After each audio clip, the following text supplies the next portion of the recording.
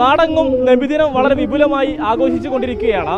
ഞാനിപ്പോൾ നിൽക്കുന്നത് മലപ്പുറം തിരൂർ തലക്കടത്തൂരിലാണ്. ഇവിടെ താജുൽ ഫലാഹ് എന്ന് പറയുന്ന മദ്രസ കമ്മിറ്റിയുടെ നേതൃത്വത്തിൽ വിപുലമായ ആഘോഷ പരിപാടികളാണ് നടത്തിക്കൊണ്ടിരിക്കുന്നത്.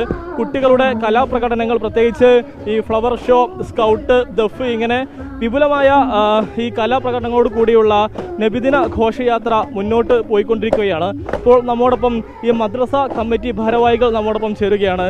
ഇങ്ങനെയാണ് വലിയ ആഘോഷങ്ങളൊക്കെയാണോ?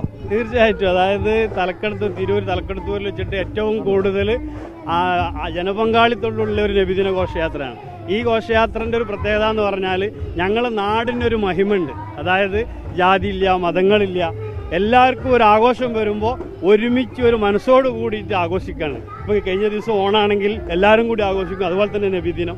അതാണ് ഈ നബിദിനത്തിൻ്റെ നബി സല്ലല്ലാഹു അലൈഹി വസല്ലം പറയുന്നത് അങ്ങനെയാണ്. മതങ്ങളെ പരസ്പരം സ്നേഹിക്കുകയും ബഹുമാനിക്കുകയും ചെയ്യുന്ന ഒരു ആശയമാണ് റസൂലുള്ളാഹി നമ്മളോട് ലോകത്തോട് പറഞ്ഞിട്ടുള്ളത്. അതിൻ്റെ ഒരു ഭാഗം കൂടിയാണ് ഇതിന്. ബാക്കി ഈ റാലി കഴിഞ്ഞാൽ ഇനി എന്തൊക്കെ പരിപാടികളുള്ളത്? അല്ല, ഇത് കഴിഞ്ഞാൽ നമ്മൾ ഈ പങ്കെടുക്കുന്ന കുട്ടികൾക്കൊക്കെ ഭക്ഷണം കൊടുക്കുന്നുണ്ട് അവിടെ. അതിൻ്റെ ഒരു ഇതുമായി ബന്ധപ്പെട്ട മൗലൂദ് ഉണ്ടാവും.